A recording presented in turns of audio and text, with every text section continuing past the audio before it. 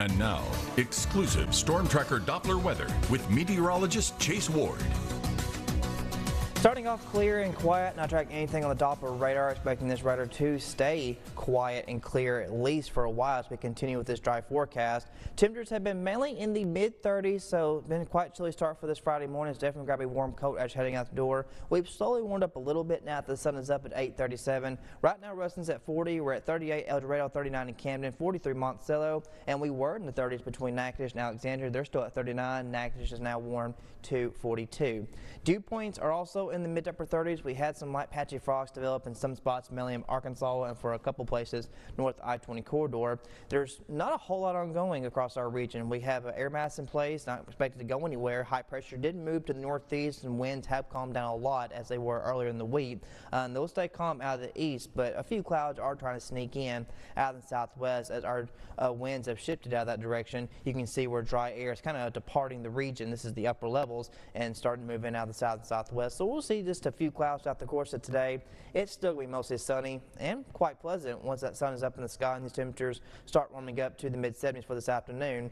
But that forecast, the kids definitely need that jacket this morning, but by this afternoon we hit mid-70s, so it's going to be quite pleasant. We've got any outdoor plans today and still looking pretty good for Friday night football later on tonight. Forecast of lows will be mainly mid-40s, not as cold as it has been, still cool enough that I would probably recommend to bring a jacket because it's just going to get cooler as the night progresses at 7 o'clock for most kickoffs. Drought monitor hasn't improved and not going to as we head into next week as we continue, like I said, with a dry forecast. We need some rainfall. There are burn bans in effect. The winds have calmed down, which helps out a little bit, but there's still plenty of dry fuels on the ground. Leaves have already started to fall, so be mindful, even if you're not under a burn ban, just be mindful of campfires, any open burning you're doing, or grilling or anything like that, because it wouldn't take too much, especially in some wooded areas where there's going to be a lot of more leaves on the ground.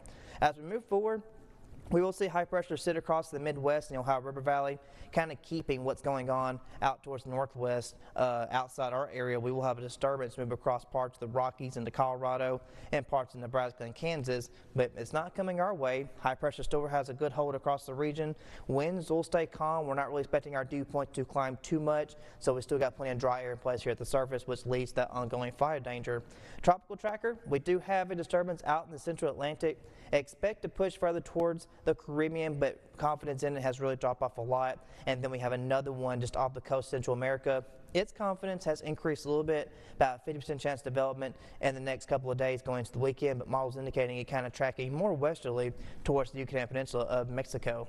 Betting high about 75 degrees today in Monroe. It's going to be sunny and pleasant. Then tonight, Friday night football, around mid-60s, around 7 o'clock for most kickoffs. Still trending tad cool though, so bring a light jacket because it's just going to get cooler as the night progresses. And then for tomorrow, Gramblin's going to be hosting Arkansas Pine Bluff at 2 o'clock. It's their homecoming. It's going to be pretty nice out there. We'll be in the mid-70s. And then next week, keep the t-shirt and shorts handy. Don't pack them away just yet, as we're still not finished with the late days of summer technically, because it's going to feel like that as we hit the mid-80s next Wednesday and Thursday. So we had a little cold snap, then warming back up above average. Lows also warm back up, but hopefully we'll be cooling down later on as we get closer towards November.